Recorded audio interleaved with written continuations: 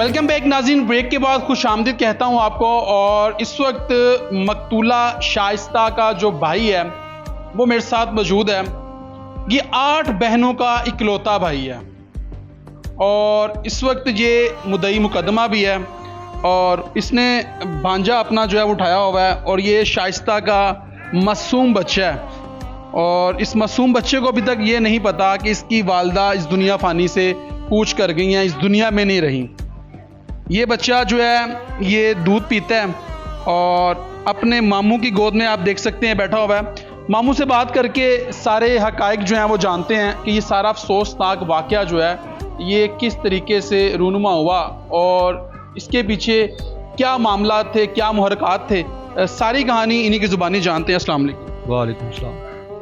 भाईजान, अल्लाह की ज़ात आपको सब्र जमील अता करे। ये बड़ा अफसोसनाक वाक़या है, यकीन करें मुझ समेत पूरा पाकिस्तान जो है वो अफसुर्दा है। ये क्या मामला है? ये कौन लोग हैं जिनसे आप शादी हुई है आपकी बहन की? ये रिश्तेदार हैं आपके? ये मेरी सगी फुप्पो है। सगी बुप्पो है? हाँ जी, सगी फुप्पो। सगी बुप्पो जो है वो उसके बच्चे और वो आपकी बहन के जाने दुश्मन बन गए। बिल्कुल। ये क्या मामला हुआ? क्या कितने देर पहले शादी हुई? ये आज से तकरीबन 10 साल पहले इनकी शादी हुई थी।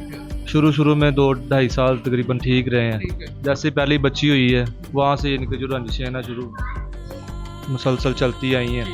यहाँ पे हमारे पास वो 6-6 महीने 7-7 महीने 10-10 महीने रह कर जाती रही है। तो ना उसने खर्चा भेजना होता था ना ही और शुरू से बाहर है?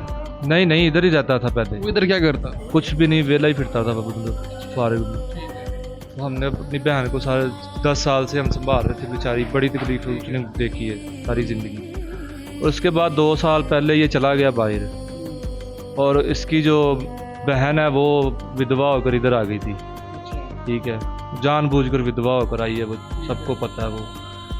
वो इधर रहने लगी है तो उसने कहा कि मैंने इस लड़की को नहीं रहने देना इधर। ठीक है, ये नोको चौकी चलती रही है। वो शाइस्ता अपने हस्बैंड को रोज़ बताती थी कि मेरे साथ ये हो रहा है इधर, मुझे तहफ़्फ़ुज़ नहीं दिया जा रहा, मुझे मारते हैं, मुझे टोंट करते हैं, टॉर्चर करते हैं, ज़हनी हरासमेंट करते हैं। उसके बाद बहुत यानी कि गंदा बिहेव करते हैं मेरे साथ। और मेरी कोई हेल्प करो, मेहरबानी होगी तुम्हारी, मेरे साथ कोई तावन करो, तुम मेरे शोहर हो, मैं और किसको बताऊँ अगर तुम करो। उसका आगे से बयान होता था कि मैं अपनी बहन को और अपने घर वालों को नहीं छोड़ सकता। ठीक है, उन्होंने इधर रहना। आपने अगर मेरे से डिवोर्स लेनी है या आपको जहाँ पे कोई तहफ़्फ़ुज़ मिलता है आप उधर चली जाओ। अगर ये वो जो भी करते हैं आपको बर्दाश्त करना पड़ेगा और इधर ही रहना पड़ेगा। मैं इसमें कुछ भी नहीं कर सकता। और मेरी भी अदनान से काफ़ी दफ़ा बात हुई है। उसको मैंने कई बार कहा है कि भाई आप कोई स्टैंड लें अपना और इसको अलग घर दें, या जो भी अगर वो वाला घर है तो अपने कम से कम अपनी बहनों को और अपने जो भाई हैं उनको मना करें कि वो ना ऐसा किया करें। लेकिन उसने कहा मैं ऐसा नहीं कर सकता, ना ही मैं उनको रोक सकता हूँ, ना ही मैं ऐसा करूँगा।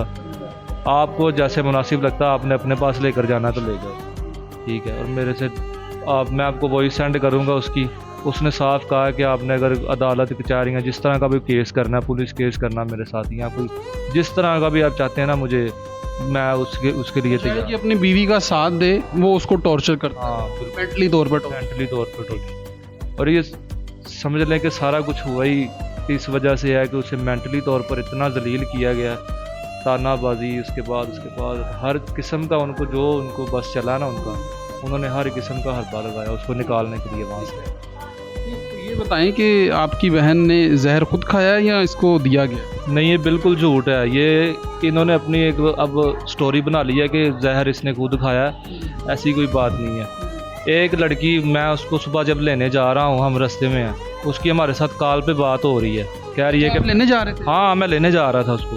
वो तारीख पहले कोई ईद भी देने गए? दूध वाली जो वीडियो है ना, ये आप देखेंगे उससे अगले दिन का वाकया। इतना मारा है उसको, मार के उसकी हड्डियाँ तोड़ दी, निशान नील पड़े हुए थे उसे। तो मैंने आपकी वालदा बता रही थी कि आप ईद देने जा रहे थे। ईद मैं दे आया था पहले ईद दे के आए थे आप? हाँ, अभी तो हम उसे लेने जा रहे थे।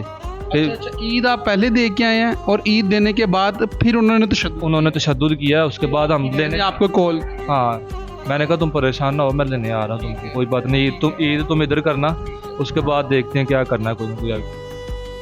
तो हम रास्ते में हैं अभी, और वो लड़की मेरी बहन जो शाइस्ता बीबी है वो गई है बच्चों को स्कूल लेने के लिए, पहले छोड़ने गई है, बाद में वो उन्होंने कहा कि सुबह हमने खाना नहीं बनाया था, हम खाना वगैरह बना देती हूँ, तब तक उज़ैफ़ा और हानिया आप ना स्कूल से जब पढ़ कर आओगे ना तो खाना बना होगा, ठीक है। तो उसने वापसी आकर खाना बनाया है, फिर बच्चे भी आ गए हैं, उन्होंने खाना खाया है, ठीक है। और खाना खाने के बाद उन्होंने कमरे को लॉक कर दिया बाहर से, उसकी जो फुप्पो है, ठीक है। और अंदर वो बेचारी मरती रही है और ये साथ वाले कमरे में पड़े हैं। खाना उसको ये इन्होंने दिया? नहीं, वो जब बच्चों को लेने गई है ना, पीछे से उसके खाने में जहर मिला दिया, ठीक है। और जब वापस आई है वो बच्चों को लेकर, और आपके सिस्टर ने खाना खाया? हाँ, आकर उन्होंने खाना खाया, बच्चे जो खाना खाते थे उन्होंने खाया, 2 बच्चे तो दूध पीते थे ना वो तो बच गए, जो खाना खाते थे। बच्चे बता रहे हैं कि हमें पानी में मिक्स करके भी दिया था साथ, और साथ में खाना भी था, यानी कि खाने में भी जहर मिला दिया और जामे शीरी में भी जहर मिला दिया। हाँ जी। तो वो आती है, वो आकर खाना खाती है, और उसने ज़्यादा खाना खा लिया था, इन्होंने 1-2 बुर्कियाँ लगाई, इनको उसी वक्त वॉमिटिंग हो गई, उल्टियाँ आ गई इन्होंने, यानी कि बच्चे जो है ना वो नॉर्मल ही रहे हैं, और सिस्टर को ज़्यादा जहर यानी कि दिया गया। तो उसके बाद हानिया की मुझे कॉल आती है, उन्होंने कहा मामू आप किधर हो, मामा होश नहीं कर रही और उल्टियाँ कर रही, खून की उल्टियाँ कर रही है, जल्दी आएँ। और दरवाज़ा बाहर से इन्होंने लॉक कर दिया है फुप्पो वगैरह ने। हम खटखटा रहे हैं लेकिन नहीं, कोई भी नहीं आ रहा, आप जल्दी से आएँ, कहाँ पे हैं? मैंने कहा अच्छा मैं आ रहा हूँ। तो हमने वहाँ से 11-22 को कॉल की है, हमने उसको वहाँ पर पहुँचाया कि जल्दी से जल्दी आप जाएँ, एमरजेंसी है। वहाँ पर वो खड़े होकर उनका घर का एड्रेस नहीं मिला उनको, वो ढूंढते रहे हैं, और ना किसी ने उसके घर में से किसी ने कोई कॉल करके बताया है कि एमरजेंसी है इधर, यहाँ कोई बच्ची पड़ी हुई है, या कोई चक्कर ही नहीं। साथ वाले कमरे में वो लेटे आराम से टीवी देख रहे हैं। तो हम उधर गए हैं, तो फिर वो पूछते पूछाते गए हैं उधर उसके घर 11-22 वाले। हम तो पीछे से आ रहे थे, हम बाइक पे था मैं, तो काफ़ी सफ़र था अभी। तो जैसे ही पहुँचे हमारे जाते हुए, एमरजेंसी जो थी ना उन्होंने उठा ली थी, उन्होंने दरवाजे को तोड़ा या जो भी जिससे भी करके उन्होंने, हमारे जाते हुए जब हम गए हैं ना तो उन्होंने बाहर निकाल के बॉडी को रखा हुआ था, यानी कि वो जहर दे दिया, फिर दरवाज़ों को लॉक कर दिया, माँ तड़पती रही। हाँ। और उसके बाद हमने यही कोशिश की है कि हमारी बहन की जान बच जाए, हम जल्दी से जल्दी उसको हॉस्पिटल ले गए, जल्दी से जल्दी, इतनी जल्दी हो सके। बच्चे भी थे, वो भी थी, हॉस्पिटल लेकर गए हैं DHQ मरीज के। और वहाँ पर जाते ही उन्होंने, डॉक्टर ने कहा है कि इसके अंदर जो जहर गया है ना, वो ना तो वो पता नहीं फरनाइल है और ना ही कोई इस तरह का कोई और कोई चीज़ है, ये कोई वाइड पॉइजन है, इसका एंटीडोट नहीं होता हमारे पास, ठीक है। ये इस तरह का जहर है कि ये इसकी सिर्फ मौत ही होती है, एंटीडोट कोई नहीं होता। तो उन्होंने कहा कि आप हम कोशिश करेंगे, लेकिन अगर बच गई तो ठीक है, नहीं तो मैं आपको यही बता देती हूँ कि इस लड़की नहीं बची। हम उसको फिर हॉस्पिटल ले गए, मैं वो हॉस्पिटल जल्दी, जितनी जल्दी हो सकता वो वहाँ जाते जाते ही मर गई, रास्ते में रास्ते में। फिर हमने 15 पे कॉल की है, हमने कहा कि ये हमारे साथ वाक़या हो गया, तो पुलिस आई है। तो बच्चों को फिर आपने किधर एडमिट? बच्चे उधर मेहू हॉस्पिटल में एडमिट हो गए थे, उनका ट्रीटमेंट उधर उसी वक्त उन्होंने उनका मैदा वगैरह वॉश करना शुरू कर दिया था। तो उसके बाद हमने ये पुलिस की कार्रवाई करनी शुरू कर दी है। तो जब हम पुलिस ले आई उनके घर, उन्होंने कहा कि ये आपने बड़ा गलत काम किया। जब आप एम्बुलेंस में लेके जा रहे थे माँ को, तो बच्चे भी उसी दौरान उसी एम्बुलेंस में? हाँ, उसी एम्बुलेंस में सारे बच्चे थे और माँ भी उनके साथ। बच्चे भी वॉमिट कर रहे थे? हाँ जी, वो बच्चे भी वॉमिटिंग कर रहे थे। हालत उस वक्त काफ़ी यानी कि ख़राब थी, और माँ की भी काफ़ी।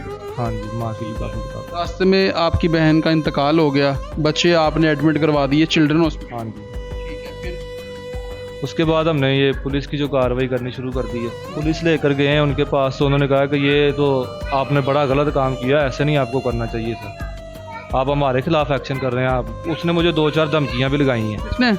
जो जेठ है इसका, उसने कहा कि ये जो तुम काम कर रहे हो ना, इसका अंजाम तुम्हें बाद में पता चलेगा, मैं सब कुछ कर लूँगा, टेंशन मत लो, ये थाने कचहरियाँ ये सारे अपने ही हैं, कोई टेंशन नहीं है, इतनी कोई टेंशन नहीं। ये जेठ कहता है, एक तो तुम लोगों ने मेरी बहन को मार दिया है, जहर दे दिया है, वो मर गई है साथ वाले कमरे में, ठीक है, इतना बड़ा बकुआ हो गया, इतना बड़ा जुल्म हो गया, और ऊपर से तुम मुझे धमकियाँ दे रहे हो कि मैं देख लूँगा, कोई बात नहीं, मसले वाली बात नहीं है, ये है वो।